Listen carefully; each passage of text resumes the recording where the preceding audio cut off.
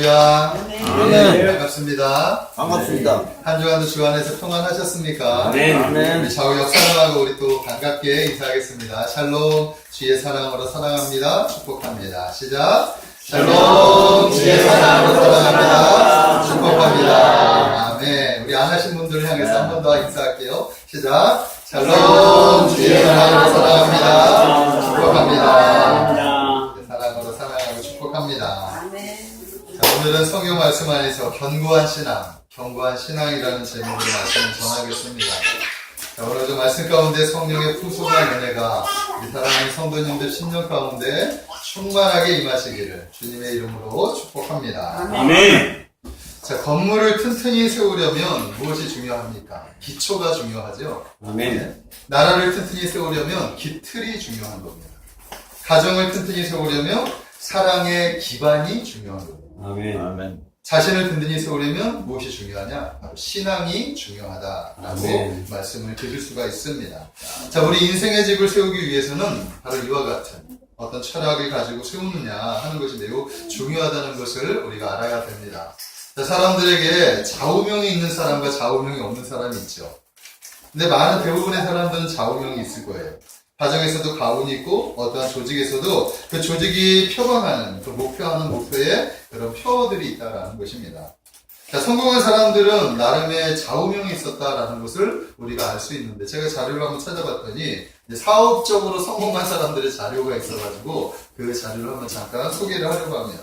백화점 왕으로 유명했던 존 오노 베이커, 네? 아시죠? 백화점으로 유명했는데 이분의 좌우명이 뭐냐? 즐거운 마음으로 바쁘게 해.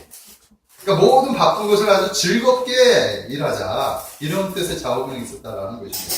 강철한 카네기는 반드시 밀물의 때가 온다. 어려운 일이 있어도 반드시 흐름이 바뀌는 그 때가 있으니 그때를 잘 기다릴 줄 알아야 된다. 그런 좌우명이 있었다라는 것입니다. 자, 월마트 창업자인 샘 윌튼이라고 하는 분은 산을 옮기는 사람은 작은 돌멩이부터 옮긴다. 아주 사소한 것부터 시작한다라는 것을 이렇게 가슴에 품고 살아왔던 인물이다라는 거예요. 자, 우리나라의 현대그룹의 창시자, 우리 정주영, 우리 회장님은 어떤 좌우명이 있었느냐? 시련은 있어도 실패는 없다. 험난한 그런 세월 속에 실패는 없으니 불도저 같이 밀고 나가서 성공을 한 거예요. 삼성의 이건희 회장은 경청하라라는 것이 좌우명이라고 합니다. 네? 그 부친이신 그 이병철 회장님이 이렇게 이제 부회장으로 취임했을 때 이렇게 경청하라고 이렇게 문구를 이렇게 줬는데 그것은 단순히 귀를 기울여 듣는 것이 아니라 마음을 바르게 해서 사물과 사람의 마음까지 깨뜨려 보는 것을 이렇게 의미한다라고 합니다. 네? 또 LG의 구본무 회장은 약속은 꼭 지켜야 된다. 이것이 그들의 좌우명이었다라는 것입니다. 자, 이렇게 성공한 사람들에게 나름의 좌우명이 있었습니다. 사람들이 좌우명이 있으면, 어떤 좌우명이 딱 있으면 마음이 든든해지는 거예요. 어떤 힘든 일이 있고 어떤 어려움이 직면해도 그 좌우명이 힘을 줘서 그래도 꿋꿋이 이기며 앞으로 나아갈 수 있도록 인도해 준다라는 것입니다. 자, 여러분들에게는 어떤 좌우명이 있습니까? 아마도 여러 가지 좌우명들이 있을 거라고 저는 믿습니다. 자, 저의 좌우명은 뭐냐 하면 하나님을 신뢰하고 그분을 의지하고 그분을 인정하는 거예요. 오직 하나님을 신뢰하고 그분을 의지하고 그분을 인정하는 것이 저의 좌우명입니다. 한마디로 말해서 그분께 내 삶을 맡기는 것. 아멘. 예수님 만나기 전에는 그렇지 않았는데 예수 만나고 나서 저의 삶의 그 좌우명이 바뀌게 되었어요. 오직 하나님 중심으로. 아멘. 저 여러분들이 이런 좌우명이 있게 되기를 주님의 이름으로 축복합니다. 우리 가정의 가훈은 말씀을 생각하면서 다시 한번 생각을 하게 됐는데 우리는 믿음의 명문가를 이루는 게 꿈입니다. 저의 마음에 믿음의 명문가. 그래서 믿음의 명문가를 이루는 걸 목표로 해서 하나님을 기쁘시게 믿음의 유업을 남기자. 이것이 우리의 가훈이에요. 가훈. 우리 참행복합교회는 어떤 표어를 가지고 있느냐? 예수님이 주인 되시는 교회, 성령님이 역사하시는 교회, 그 다음에 하나님이 영광 받으시는 교회. 이것이 우리 참 행복한 교회가 표방하는 그런 표어가 되는 것입니다. 즉, 삼위 하나님께서 함께 하시는 교회를 꿈꾼다라는 거예요. 아멘? 우리 참 행복한 교회가 성삼위 하나님께서 함께 하신다는 사실을 믿으시기 바랍니다. 네, 이렇게 자신의 삶을 튼튼히 세우기 위해서는 바로 이 기초와 기틀이 중요한데, 여기서 말하는 이 기초와 기틀이 뭐냐? 바로 철학이죠, 철학. 어떤 정신을 가지고 살아가느냐, 어떤 마인드를 가지고 살아가느냐. 즉 가치관이자 세계관을 의미한다라고 말씀을 드릴 수 있습니다. 자, 우리의 신앙이 견고해지기 위해서는 바로 이 가치관과 세계관이 바로 세워져야 하는 거예요.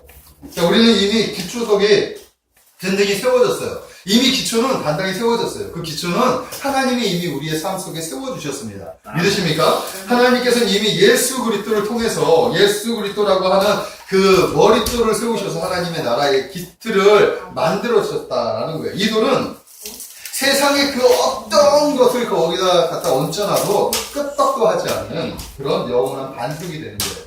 아멘? 이것이 바로 예수 그리스도, 예수.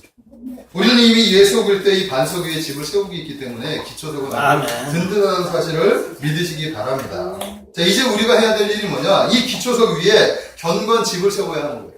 신앙의 집을 세워야 하는 거예요. 여러분들은 아마도 신앙의 연수가 한 분 빼놓고 아마도 다 연수가 좀 오래되셨다고 저는 생각이 들어요. 그죠? 이제 우리가 신앙의 연수가 오래됐어요. 그래서 이제 기초는 어느 정도 다져져 있다라고 저는 믿습니다. 아멘? 아멘. 이제 우리가 해야 될 목표가 뭐냐면 성숙이에요, 성숙. 성장을 향해서 달려가야 하는데 이것이 바로 견고한 집을 세우는 일이다라는 것입니다. 저는 그래서 오늘 우리가 견고한 신앙을 갖기 위해서 가져야 하는 이 마음가짐에 대해서 한번 말씀 안에서 몇 가지 은혜를 여러분들과 나누기로 합니다. 자, 어떻게 하면 우리가 견고한 신앙을 가질 수 있을까? 네? 어떻게 하면 우리가 견고한 신앙을 가질 수 있을까? 네? 그것은 예수 그리스도의 터 위에 하나님을 아는 지식이 얹혀야 합니다. 믿음과 아는 것이 하나가 되어야 우리가 믿음의 장성한 분량으로 나아갈 수 있다라는 것입니다. 이럴 때 우리의 신앙이 견고해지는데 오늘은 이 견고한 신앙에 대해서 한 몇 가지만 은혜를 나누기를 원합니다. 자, 첫 번째는 뭐냐 하면 견고한 신앙을 갖기 위해서는 우리가 매 순간 하나님을 인식하고 그분을 인정해야 하는 거예요. 아멘? 매 순간 하나님을 인식하고 하나님을 인식해야 돼요. 그리고 그분을 인정하며 살아가는 것이 견고한 신앙을 갖기 위한 그런 첫 번째 방법이라는 것입니다. 시편 127편 1절 오늘 말씀에 보면 여호와께서 집을 세우지 아니하시면 세우는 자의 수고가 헛되며 여호와께서 성을 지키지 아니하시면 파수꾼의 깨어있음이 헛되도다. 자, 하나님께서 우리의 집을 세워주시고 지켜주셔야 우리가 든든히 설 수 있다라는 거예요. 아멘. 하나님이 세워주시지 않으면 우리가 아무리 힘을 노력해도 우리의 집은 허물어질 수밖에 없어요. 그러나 우리가 자그마한 힘을 쏟아도 하나님께서 우리의 집을 지켜주시고 세워주시면 하나님께서 든든히 세워줄 수 있다는 사실을 믿으시기 바랍니다. 아멘. 자, 성경에 보면 하나님께서 하나님의 사람들의 집들을 아름답게 세워지는 것들을 보게 됩니다. 그 대표적인 인물이 누구냐? 바로 다윗이에요, 다윗.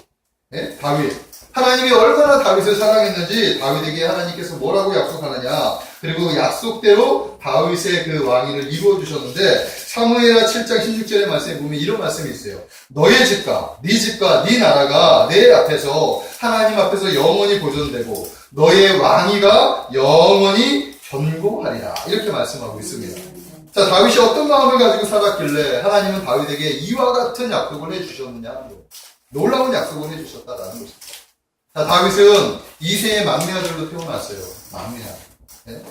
당시 시대에는 장남이 우선이죠. 집안의 가문은 장남에게 맡겨지기 때문에 장남의 책임과 의무가 막중해요. 근데 다른 자녀들은 상대적으로 약할 수밖에 없는데 그 중에서 막내 아들은 거의 그죠? 미미한 존재일 수밖에 없는 거예요. 그래서 이 집에서 가장 허드렛 일인 양수를 돌보는 일을 다윗이 했다라는 것입니다. 그런데 그런 다윗이 하나님의 선지자 사무엘로부터 기름 부음을 받아요. 그리고 나서 이스라엘의 통일국가의 왕이 된다라는 것입니다. 놀라운 일이라고 할 수 있습니다. 자, 그리고 하나님께서 그 나라를 영원히 또 세워주셨다라는 것입니다. 조용히 성경. 자, 실제로 역사를 보면 이스라엘이라는 나라, 우리가 이스라엘이라는 나라를 성경에 보면 역사가 나오는데 그 역사가 어떻게 되느냐? 솔로몬 이후에 다윗이 세운 통일국가 왕국이 솔로몬 이후에 다시 나라가 반토막이 돼요. 네? 남유다와 북이스라엘로 이렇게 갈라진다는 말입니다. 자, 그리고 근데 북이스라엘의 역사를 계속해서 보면은 계속해서 그 나라는 왕위가 계속해서 바뀌는 거예요. 왕이 누가 세워지면 조금 있다가 반역의 세력이 나타나서 구테타가 일어나가지고 왕조가 계속 바뀌는 것을 볼 수 있다라는 것입니다. 자, 그러다 결국 열방의 강대국인 아수르를 통해서 완전하게 멸망을 당해요. 북이스라엘이 완전히 이 지구상에서 사라져버리게 된다는 것입니다. 자, 그러나 남유다는 어떻게 되느냐? 다윗의 자손들이 계속해서 왕위를 유지해 나가요. 네? 아무리 그 어려운 일이 있더라도 하나님께서 이 왕위를 다윗의 자손을 통해서 계속 유지를 할 수 있도록 해준단 말이에요. 그래서 역사를 보면 단 한 번도 왕조가 바뀌어지는 일이 없다는 것을 우리가 알 수 있다는 것입니다. 자, 그리고 결국에는 다윗의 자손 예수 그리스도 그분을 통해서 하나님의 나라 다윗의 나라가 영원히 세워지는 것을 우리가 볼 수 있다는 것입니다. 아멘. 자, 하나님은 다윗에게 약속했던 그 집을, 그 나라를, 그 왕위를 영원히 세워주셨습니다. 약속했던 대로 세워주셨다라는 거예요. 이것이 하나님이 세워주신다라는 거예요. 이것이. 믿으십니까? 이렇게 하나님이 집을 세워주시면 우리들의 집도 영원히 세워줄 수 있다는 사실을 믿으시기 바랍니다. 아멘. 이것이 하나님이 우리의 집을 세워주셔야 하는 이유가 되는 거예요. 자, 그렇다면 왜 하나님은 다윗의 집을 이렇게 세워주셨을까? 네. 왜 과연 하나님은 다윗이 무엇이 이쁘길래 다윗의 집을 이렇게 세워주셨느냐 하는 거예요. 자, 그것은 한마디로 말해서 다윗이 하나님을 기쁘시게 했기 때문입니다. 다윗이 얼마나 하나님을 기쁘시게 했는지 하나님도 생각하지 못한 것을 다윗은 생각하고 그것을 마음에 품었다라고 성경은 기록하고 있다는 것입니다. 사무엘하 7장 5, 6절의 말씀에 보면 이렇게 말씀하고 있어요. 네가 나를 위해 내가 살 집을 건축하겠느냐? 그러니까 다윗이 지금 하나님의 집을 건축할 마음을 가진 것을 얘기하자 네가 나를 위해서 내 집을 건축하겠느냐? 하면서 하나님께서 말씀하시기를 나는 이스라엘의 백성을 이집트에서 이끌어낼 때부터 지금까지 장막, 즉 천막의 집에서 천막집을 지으면서 내 집이 천막집을 지으면서 옮겨 다녔다. 나는 계속해서 이스라엘 지파들과 함께 옮겨 다녔고 또 단 한 번도 이스라엘의 백성을 돌보는 이 지도자들에게 백향목 집을 지어달라고 한 적이 없다. 그러니까 한 번도 요구한 적이 없는 거예요. 하나님께서는 성막 이외에 한 번도 요구한 적이 없어요. 자, 그런데 다윗, 네가 나를 위해서 집을 짓겠다는 마음을 가졌구나. 이렇게 얘기하는 거예요. 와, 내가 이 마음이 너무나 감사합니다. 하나님이 생각도 하지 않았고 요구도 하지 않았는데 다윗이 통일왕국 국가가 딱 되고 그러니까 블레셋이라고 하는 나라, 블레셋을 멸망시키고 나서, 블레셋을 몰아내고 나서, 그리고 태평성대를 이루고 나서 맨 처음에 마음을 품었던 것이 뭐냐 하면, 하나님의 집을 지어야 되는구나. 나의 나라가 이렇게 세워졌는데, 하나님은 저 초라한 천막집에서 살고 계시는구나. 이것이 왜 다윗의 마음에 늘 이 아픔이 있었던 거예요. 그래서 다윗이 어떤 마음이냐. 내가 하나님을 위해서 집을 지어야겠구나. 하나님의 성전을 지어야 되겠다. 하나님이 얼마나 기뻐하셨구나. 이것이 하나님이 기뻐하는 일이라는 사실을 믿으시기 바랍니다. 아멘. 하나님도 생각하지 못하는 것을 다윗은 생각해냈어요. 왜? 늘 하나님을 인식하고 하나님을 인정하며 살았기 때문이에요. 아멘? 그랬더니 하나님께서 뭐라고 얘기하느냐? 그래, 너는 나를 위해서 집을 지어라. 나는 너를 위해서 집을 지어줄게. 아멘? 우리가 하나님을 기쁘시게 하면 하나님이 우리를 위해서 집을 세워주실 줄로 믿습니다. 이것이 다윗을 향한 하나님의 마음이었다라는 거예요. 그리고 다윗은 실제로 하나님의 집을 짓죠. 다윗이 집을 짓지 않아요. 하나님은 다윗의 마음을 받으셨어요. 그런데 너가 집을 짓는 거에는 좀 무리가 있다. 피를 많이 흘렸기 때문에. 네? 그리고 너는 전쟁을 해야 돼. 지금 이스라엘에 아직 주변국들이 있는데 이것을 정의할 사명이 다윗에게 있는 것이고 태평 성대를 이루고 난 다음에 그 사명을 누구에게 맡겼느냐? 바로 너의 아들 솔로몬에게 맡깁니다. 그래서 다윗은 하나님께 그 사명을 받고 그 다음에 성전을 지을 모든 재료들을 준비하는데 온 정신을 쏟게 되는 거예요.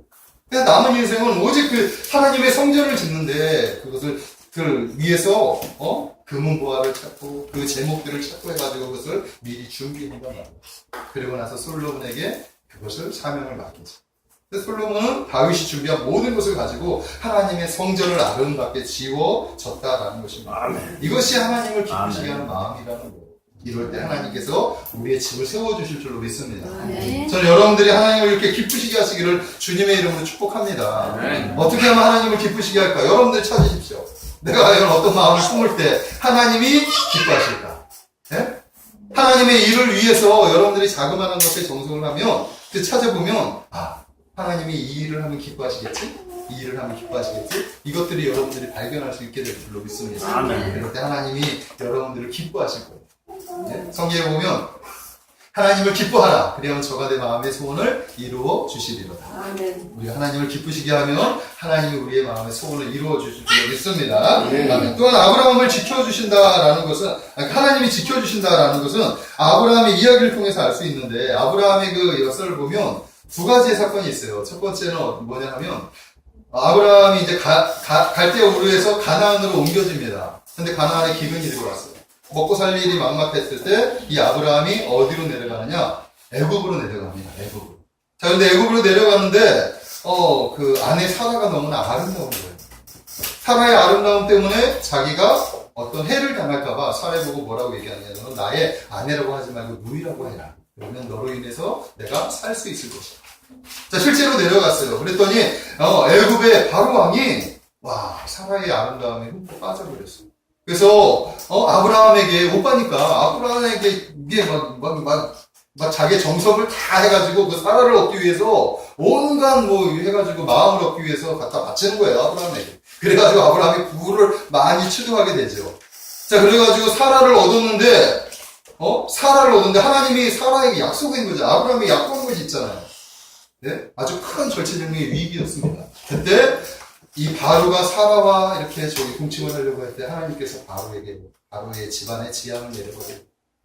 네? 그게 뭐냐? 사라의 일로 인해서 재앙을 내려요. 그리고 나서 바로에게 이 이야기를 합니다. 그랬더니 바로가 깜짝 놀라가지고 아브라함을 불러가지고 네가 왜 나를 속였느냐? 너의 아내라고 하면서 왜 나를 속였느냐 하면서 질책을 하더니 오히려 막 갔다가 바리바리 싸주더니 빨리 이곳을 떠나라고 해서 애굽을 내려가요. 하나님이 아브라함을 지켜주시는 거예요, 이것이. 믿으십니까? 네? 하나님이 지켜주시지 않았다면 이 약속의 계보는 거기서 끝날 수밖에 없었다라는 거예요. 또 하나의 사건은 어떤 사건이냐 하면 이제 아브라함과 롯이 이렇게 불을 취득을 합니다. 그리고 난 다음에 그 불 때문에 둘이 갈라져요. 갈등이 일어나서. 그래서 롯 조카 롯은 어디를 가느냐 하면 소돔이라고 하는 성으로 이렇게 갑니다. 그것이 애국과 같다고 생각을 한 거죠. 하나님의 동산 같고. 그것이 적과 꿀이 흐르는 정말 좋은 곳이라고 생각을 한 거예요. 그런데 그곳에 문제가 생겼습니다. 그곳의 왕, 소돔 왕이 그돌라오밀이라고 하는 왕에게 조공을 바치는 그런 신세였는데 12년 동안 조공을 바치다가 13년째가 되는 날 연합군들과 손을 잡고 다른 이제 그 조공을 바치는 세력과 손을 받고 그 배반을 해버려요. 그랬더니 이 그돌라오밀이 자기와 세력을 같이 하는 네 나라의 왕과 연합을 이뤄서 소돔성을 멸망을 시키려고 쳐들어옵니다. 그리고 나서 소돔왕을 굴복시켜버려요. 다 멸망시키고 나서 그곳에 있는 모든 그 부와 재물들을 다 가지고 가는데 그때 이 조카 롯도 포로로 잡혀가고 그의 재산도 다 빼앗겨버리고 이 소식을 듣고 아브라함이 어떻게 합니까? 자신의 집에서 길리오는 318명의 군사를 이끌고 야습을 해가지고 이 연합군을 물리쳐요. 놀라운 일이죠. 그리고 난 다음에 모든 것을 빼앗겼던 걸 다 되찾아가지고 돌아온 사건이 기록되어 있습니다, 성경에. 자, 근데 그 이후에요. 그때는 조카 롯을 구하기 위한 마음으로 달려갔지만 이제 다 구하고 나자 현실을 보게 된 거예요. 아브라함 마음에 어떤 마음이 있겠습니까? 저 연합군을 우리가 어떻게 이겼지? 저들이 다시 쳐들어오면 이제 우리는 꼼짝없이 죽었구나. 이게 두려워하는 마음이죠. 318명 생각해 보십시오. 네 나라의 연합군하고 318명 그게 상대적으로 생각을 해보면 상대적으로 그때 어떻게 이겼는지 모르겠지요. 하나님이 도와주셨기 때문에 이긴 거예요. 믿으십니까? 아멘. 자, 그런데 현실을 다시 딱 맞닥뜨리다 보니까 이제 저들이 다시 재정비를 해가지고 다시 쳐들어오면 이제 우리는 꼼짝없이 죽었구나. 아브라함은 지금 두려움에 엄습해 있었다라는 것입니다. 자, 그럴 때 하나님께서 아브라함에게 찾아왔죠. 아브라함이 찾아오셔서 창세기 15장 1절에 보니까 아브라함아 두려워 말라. 나는 너의 방패가 된다. 나는 너의 상급이 된다. 아브라함이 지금 두려워하는 마음이 있었다는 것을 하나님이 아셨어요. 그 두려움이 원인이 무엇인지 정확히 알고 계셨어요. 그러니 아브라함이 찾아오시고 나시마에 두려워하지 마. 내가 너를 보호해줄게. 나는 너의 방패가 아니니 두려워하지 마. 내가 이기게 해줬는데 그들이 어떤 마음을 품을 수 있겠니? 너의 뒤에는 나, 만군의 여호와 하나님이 계시다. 아멘. 아멘. 아멘. 하나님이 지키시는 거예요, 지키시는. 아멘. 우리 힘으로 우리를 지킬 수 있을까요? 없습니다. 우리 힘으로 우리는 아무것도 지킬 수 없어요. 그러나 하나님이 우리와 함께 하시며 우리의 삶을 지켜주신다는 사실을 믿으시면 아멘. 마찬가지예요. 하나님께서 아브라함을 지켜주셨듯이 하나님이 우리의 방패가 되신다는 사실을 믿으시기 바랍니다. 그 어떤 대적들도 우리를 상하게 할 수 없어요. 왜냐? 하나님이 우리를 지키시기 때문에. 그러므로 우리는 그런 하나님을 날마다 어떻게 해야 되느냐? 인식해야 되는 거예요. 그리고 그분을 인정하는 것이 매우 중요하다라는 것입니다. 그리고 그분을 의지하며 살아가는 것이 매우 중요하다라는 것입니다. 아멘. 저는 여러분들 삶 속에 이렇게 하나님을 의식하고 하나님이 우리의 방패가 되시고 우리의 집을 세워주시는 전능하신 하나님이시구나. 날마다 그분을 인정하고 의지하고 그분께 자신의 삶을 맡기시기를 주님의 이름으로 축복합니다. 잠언 3장 5절 6절의 말씀에 보면 너는 마음을 다해 여호와를 신뢰하고 내 명철을 의지하지 마라. 너는 범사의 그를 인정하라. 그리하며 너의 길을 지도하시리라. 인도하시리라. 아멘. 우리가 하나님을 의지하면 하나님께서 우리의 길을 인도해 주실 줄로 믿습니다. 아멘. 자, 두 번째. 견고한 신앙을 갖기 위해서는 우리가 하나님의 계획권 안으로 들어가야 돼요. 믿으십니까? 자, 잠언 16장 9절의 말씀에 보면 이런 말씀이 있어요. 사람이 마음으로 자기의 길을 계획할지라도 그의 걸음을 인도하시는 인분은 여호와이십니다. 자, 우리가 아무리 우리가 머리가 뛰어나고 아무리 우리의 환경이 좋아가지고 여러 가지 계획하는 것들이 있다 하더라도 하나님께서 그 계획하는 걸음에 함께 하시지 않으면 아무리 우리가 지혜롭게 준비하고 모든 걸 철두철미하게 준비했다 하더라도 하나님이 함께 하시지 않는 걸음은 그것은 멸망의 길이에요. 그건 되지 않아요. 성공하지 않아요. 우리가 아무리 애쓰고 아무리 우리 힘으로 노력해도 하나님의 그 계획권 안에 없으면 하나님이 그것을 허락하지 않으시면 안 된다는 것을 우리가 알아야 돼요. 그러나 우리가 아무리 연약하고 우리가 아무리 작은 것이라고 하더라도 그 자그마한 뜻이 하나님의 그 계획, 하나님께서 그것을 허락하시면 그것은 허락되어지는 걸로 믿습니다. 아멘. 그 말씀을 하는 거예요. 인간의 생사화복을 주관하시는 분이 누구예요? 전능하신 하나님이십니다. 믿으십니까? 세상의 역사를 주관하시는 분이 누구예요? 세상의 시간을, 세상의 역사를, 이 모든 것을 주관하시는 분이 전능하신 하나님이라는 사실을 믿으시기 바랍니다. 세상의 그 어떤 일도 하나님의 계획 밖에서 이루어진 일이 없다라는 거예요. 아멘? 아멘. 하나님 모든 것을 계획하시고 섭리하시는 분이에요. 그러므로 우리 또한 하나님의 계획 안에 있다는 사실을 믿으시기 바랍니다. 그래서 우리는 날마다 하나님의 계획권 안으로 들어가야 돼요. 우리가 이미 하나님의 계획권 안에 있음에도 불구하고 더 깊이 들어가야 하고 우리는 또 하나님의 계획권에 있는지 날마다 확인해야 될 줄로 믿습니다. 왜냐하면 하나님의 계획권에 있어도 순간적으로 실수할 수가 있다는 거예요. 성경에 보면 그런 사건이 있습니다. 제가 아브라함을 통해서 그 일을 발견하게 돼요. 하나님은 아브라함을 부르셨죠. 그리고 하나님께서 아브라함에게 놀라운 약속을 해주셨습니다. 내가 너로 큰 민족을 이루겠다. 내가 이 땅을 너에게 주겠다. 너의 씨로 말미암아 하늘의 별과 같이 이 땅의 모래알과 같이 그런 자손들을 주겠다. 하나님이 약속해 주셨단 말이에요. 그리고 나서 갈대아 본토 친척 앞에 그 갈대아으로 거기서 떠나라. 메소포타미아 문명이 있는 그 지역을 떠나서 내가 지시하는 땅으로 가라고 말씀하셨단 말이에요. 그리고 가는 도중 도중에 하나님께서는 아브라함에 친절하게 나타나셔서 아브라함이 약해질 때마다 위로해 주시고 아브라함이 기억이 희미해질 때마다 하나님이 다시금 하나님의 언약을 다시금 세워주시는 거예요. 세워주시는 거예요. 네? 자, 아브라함은 그 하나님을 만날 때마다 얼마나 기뻐했는지 몰라요. 하나님을 신뢰하고 하나님을 순종했습니다. 자, 그러나 아브라함이 실수한 부분이 있어요. 하나님의 때를 온전하게 기다리지 못합니다. 아멘? 네. 성경에 보면 그 사건이 있어요. 그 결과 엄청난, 그 한 번의 실수로 엄청난 일을 초래하게 만든다라는 거예요. 한 번은 아브라함이 가나안에 이제 들어온 지, 약속을 받고 나서 가나안에 들어왔어요. 10년이라는 세월이 지났습니다.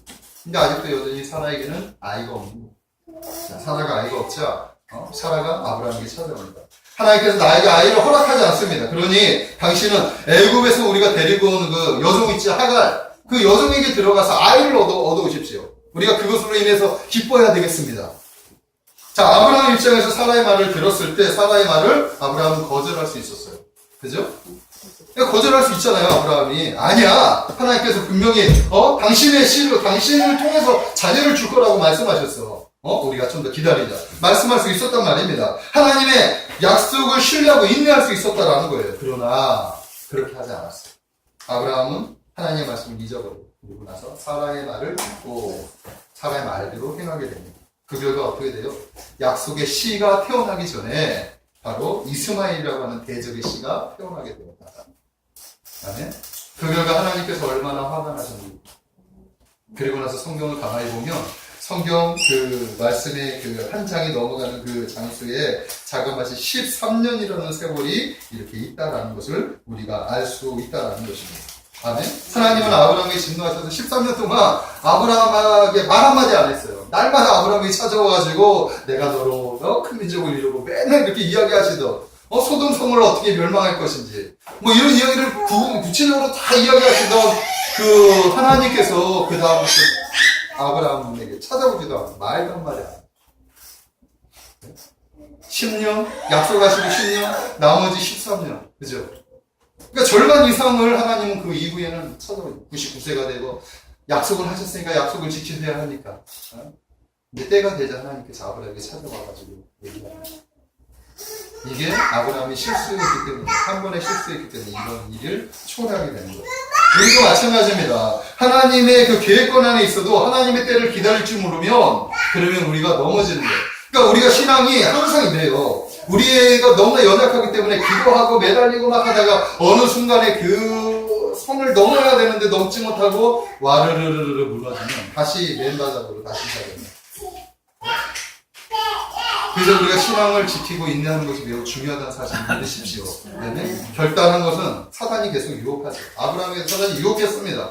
네? 사람의 말을 들으면 넘어질 수밖에 없어요. 우리는 그만큼 연약한 존재일 수밖에 없습니다. 자, 그러나 하나님의 약속을 붙잡고 하나님의 계획권안을 날마다 확인하면서 그렇게 이겨나가야 하는 거예요. 아멘. 그것이 깨어있는 거다라는 것입니다. 자, 우리가 깨어있는 방법, 말씀과 기도밖에 없습니다. 아멘?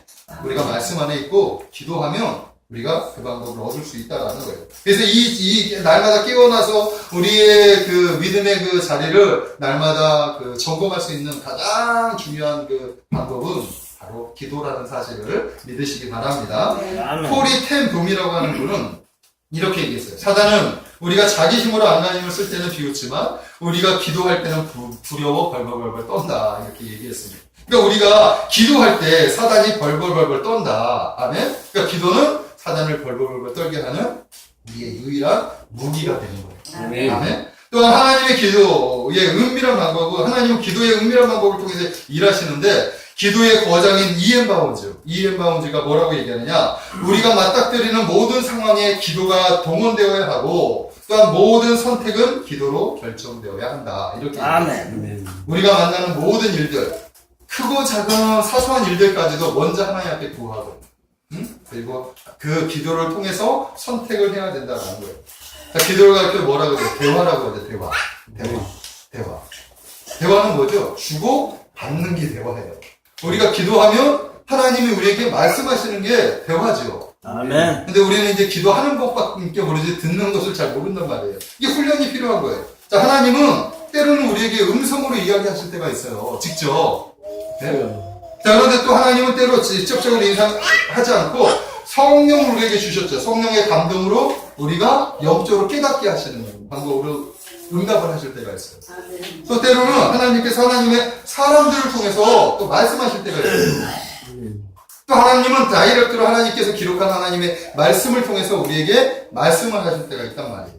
우리가 기도를 하다 보면 어떤 문제를 가지고 하나님 앞에 기도하고 하나님께 맡기다 보면 이런 것들을 우리가 경험하게 되는 거예요. 아멘. 때로는 하나님께서 우리의 속을 속삭일 때가 있고 또 때로는 성령께서 감동을 주셔가지고 하나님의 마음을 깨닫게 하시고 사람을 통해서 목사님이나 또 믿음의 멘토들을 통해서 이야기할 때도 있고 여러 가지 매체를 통해서도 하나님이 말씀하실 때가 있어요. 근데 이 기도하면 우리가 깨어있기 때문에 하나님이 말씀하시는 그 수신을 받을 수가 있는 거예요.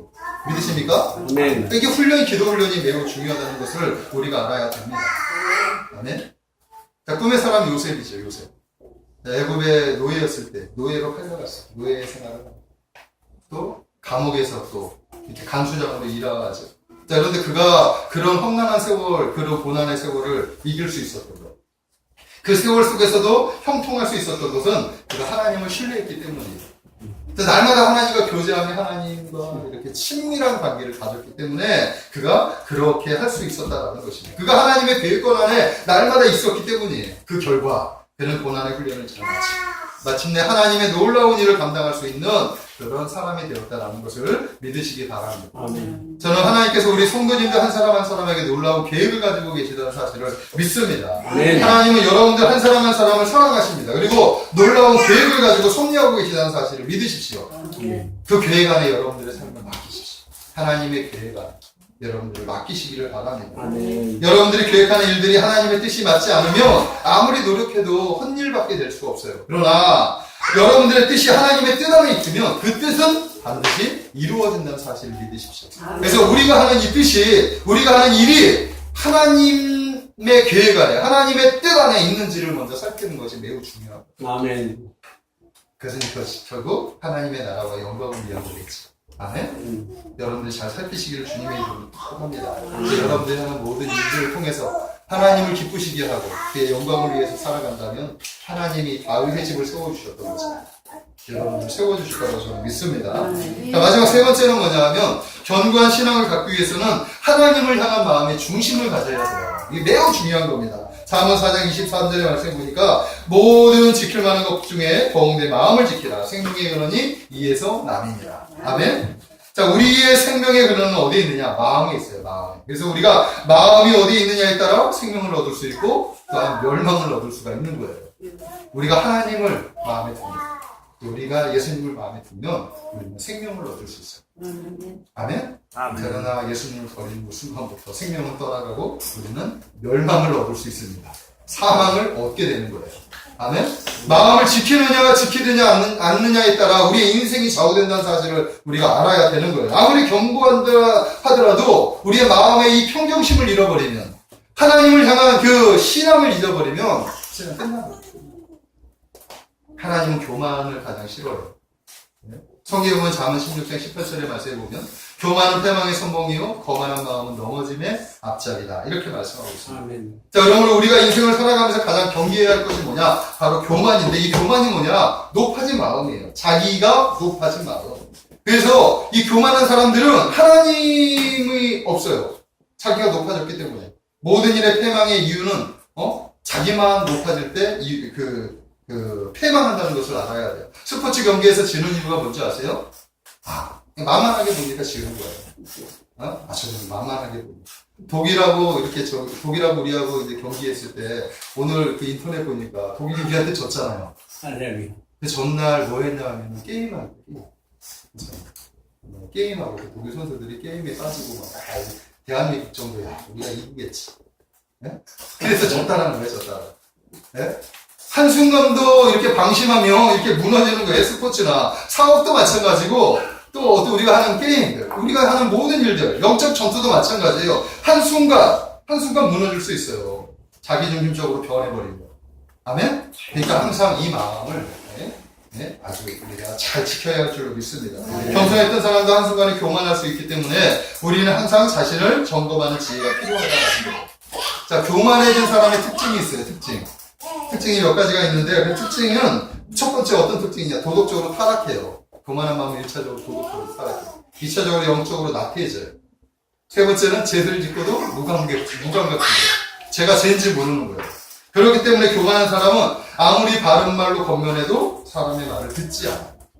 마음을 들으려고 하지도 않아요. 아멘. 결국 교만해진 사람은 하나님의 심판을 받게 된다는 사실을 우리가 알아야 됩니다. 하나님은 교만한 사람을 절대로 가만두지 않는다는 사실을 성경을 통해서 알 수 있습니다. 아멘. 자, 초대교회 시절에 초대교회의 헤로다, 우리 초대교회의 유대를 다스리고 예루살렘을 다스리는 헤로당이 있는데 한 번은 헤로당이 어떤 일이 있었느냐? 자, 헤로당이 이제 왕복을 입고 두로가 시돈 지방, 자기가 거느리는 그 지방이에요. 지방에 이렇게 갔는데 지방에서 그 단상에서 많은 사람들에게 이렇게 연설을 할 기회가 있었습니다. 자, 그때 백성들이 그 연설을 듣고 나서 연설이 좋은지 그건 모르겠어요. 근데 백성들이 뭐라고 얘기하느냐? 이제 왕이니까 아청을 하는 거예요. 우와, 이것은 사람의 소리가 아닙니다. 우와, 이것은 신의 소리입니다. 헤로당을 막 이렇게 막 극찬하면서 왕의 연설을 막 신의 소리라고 막 이렇게 극찬한 거예요. 그랬더니 헤로당이 얼마나 마음이 기뻤겠습니까? 우쭐해져가지고. 그렇지 하면서 이렇게 우쭐해진 거예요. 하나님께 영광 돌려야 할, 백성들의 영광을 하나님께 돌려야 하는데, 그러지 못하고 그것은 자기가 취해버리고. 근데 하나님께서 이 헤롯의 교만해진 마음을 보시고 사자를 보내셨어요. 그리고 난 다음에 그가 어떻게 치욕을 맞았느냐? 벌레들에게 먹혀 죽는 그런 치욕을 맞았다고 성경은 기록하고 있습니다. 얼마나 비참해요. 그렇게 높아진 자리에 있는 사람도 하루아침에 하나님이 심판을 내리자 이렇게 비참한 치욕을 맞이할 수밖에 없다라는 거예요. 이렇게 교만의 끝은 안 좋다는 사실을 우리가 알아야 됩니다. 아멘. 중국의 만리장성 있죠. 이것은 북방 이민족들의 침입을 막기 위해서 역대 왕들이 합쳐서 세운 그런 이렇게 성이었어요. 만리장성의 길이가 자그마치 3,000km가 넘는다고 합니다. 엄청나죠? 높이는 9m, 두께는 5m가 넘는 그런 장벽이에요, 장벽. 자, 서울에서 부산까지의 거리가 477km예요. 길게 잡아서. 450 정도 잡는다고 해도 자그마치 우리가 서울에서 부산까지 이 6번에서 7번을 이렇게 차로 이렇게 왔다 갔다 하는 그런 왕복하는 거리가 바로 이 성의 길이라고 할 수 있다라는 거예요. 정말 엄청난 그런 성을 쌓았다라는 거예요. 자, 이렇게 쌓은 성이 한 100년 시대에 역사를 통해서 보니까 100년 동안 3번이나 외적의 그 침입을 맞았다라고 이렇게 역사학자들이 기록을 하고 있습니다. 자, 침략은 그 외적의 군사력이 강해서 그것을 물러치는 것이 아니었습니다. 당시 중국의 위정자들이 무적의 성을 구축했다라고 하는 그런 성에 대한 이런 교만한 마음이 있었던 거예요. 그래서 정신이 온데가 쓸데 없이 누가 감히 우리 이 성을 누가 침입할 수 있어. 이렇게 해이해진 마음이 있었던 거예요. 그랬더니 이 성벽을 지키는 문지기들도 해이해져가지고 외적들이 이 성벽 문지기들을 돈으로 매수해가지고 문을 열도록 이렇게 한 거죠. 그러니까 외적들의 어떤 신이 아니라 성벽 문지기의 그 허술했던 마음을 피집고 들어가서 그 교만해진 마음을 피집고 들어가서 성문을 열 수 있도록 하고 그리고 나서 3번의 공격을 했다. 이것이 만리장성은 무너지지 않습니다. 중국에 침입했던 사건이다. 결국 만리장성의 침공은 위정자들의 교만 때문이었던 거예요. 자, 이렇게 교만함은 아무리 교과 상을 구축해서도 하루아침에 패망한다는 사실을 믿으시기 바랍니다. 자, 우리가 반드시 알아야 할 것은 하나님을 경외하지 않고 교만에 빠진 사람들은 반드시 허망하게 된다는 사실을 성경은 우리에게 가르쳐주고 있다는 거예요. 자, 여러분도 항상 우리 사람은 마음을 지켜야 됩니다. 아멘. 솔로몬도 잠언에서 뭐라고 얘기해요? 오늘 모든 지킬 만한 것 중에 더욱 내 마음을 지키라. 생명의 근원 이에서 나옵니다. 솔로몬이 이 말을 할 수 있었던 배경은 뭐냐? 솔로몬도 첫 마음을 잃어버렸어요. 처음에 하나님께 얼마나 신실했습니까? 자신에게 물려준 이 하나님의 나라, 이 이스라엘이라고 하는 이 선민, 이 나라를 어떻게 하면 하나님의 뜻 안에서 잘 이끌어갈 수 있을까? 이 솔로몬의 마음이었어요. 1차 문제를 드리면서 그의 마음에는 부도, 수도, 이런 것을 요구한 것이 아니라 하나님 앞에 이 나라를 잘 다스릴 수 있도록 하나님 저에게 지혜로운 마음을 주세요. 하나님이 그 기도의 제목 마음에 들었죠. 마치 다윗이 하나님을 기쁘시게 했던 것처럼 솔로몬이 기도한 것이 하나님께 기쁨이 되었다. 그래서 이 세상에 오고는 모든 세상 사람들 중에 솔로몬만한 지혜자가 없죠. 그리고 솔로몬만큼 하나님으로부터 받은 그런 축복을 누리는 사람이 없었다라는 것입니다. 자, 그런데 솔로몬이 말년에 전체적으로 이제 태평 성대를 이루고 하나님의 성전도 세우고 그리고 자신의 왕국도 다 세우고 난 다음 이제 정략적으로 결혼하면서 많은 여인들, 이방 여인들을 맞이하게 됩니다. 이방 여인들의 그 우상들을 가져오게 되죠. 근데 그게 이제 패망의 원인이 되었다라는 거예요. 솔로몬이 중심을 잃어버렸어요. 하나님을 향한 중심을 잃어버리자 그러자 하나님께서 솔로몬을 심판을 하는데 다윗에게 있는 약속을 하셨기 때문에 솔로몬이라고 하는 이 잘못했지만 그런 심판하지 않고 솔로몬 다음 때에 나라를 두 동강으로 만들었다라는 거예요. 그런 솔로몬이 말년에 그 전도서에서 뭐라고 얘기합니까? 모든 것이 헛되고 헛되니 모든 것이 헛되다. 아멘. 그리고 나서 일의 결국을 내가 너에게 말한다. 사람을 공부는 하나님을 경외하는 것이. 하나님을 경외하는 마음을 잃어버리면 모든 것이 헛되다. 아마도 이런 글을 썼기 때문에 솔로몬은 말년에는 하나님께로 다시 돌아가지 않았을까? 마음을 다시 후회하면서 지키지 않았을까?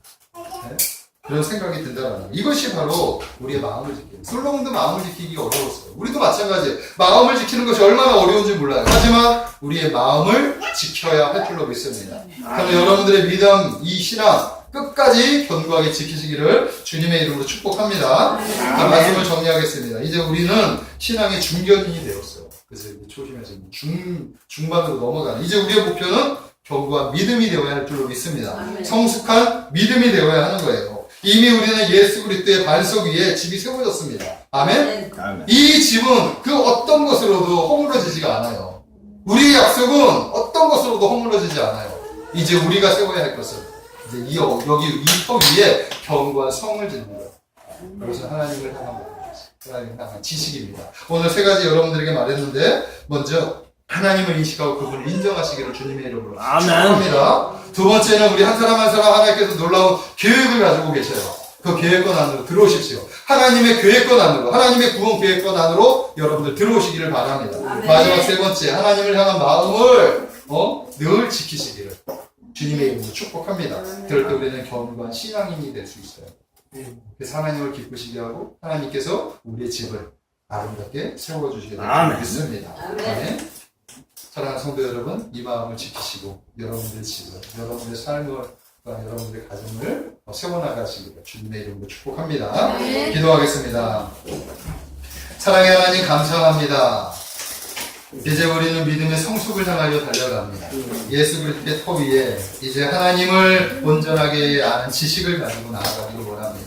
우리의 마음이 늘 하나님을 인식하고 하나님을 인정하는 삶이 되게 하여 주시옵시고, 하나님이 우리를 향하신 그 계획권 안으로 우리가 들어가게 하셔서 우리의 생각과 우리의 방법으로 살아가는 것이 아니라 하나님의 뜻을 아버지 안에 붙잡고 살아가는 우리의 모습이 되게 하여 주옵소서. 그리고 우리의 마음의 중심에 예수 그리스도 하나님 중심, 이것을 늘 아버지 하나님이시여 잃어버리지 않도록 하나님 축복하여 주시옵소서. 그런 삶을 살아갈 때 하나님께서 우리를 견고하게 세워주시고 다윗을 아버지 하나님이시여 세워주셨던 것처럼 우리의 가정과 우리의 가문들을 아름답게 세워주시옵소서. 감사하고 예수님 이름으로 감사하며 기도하옵나이다. 아멘.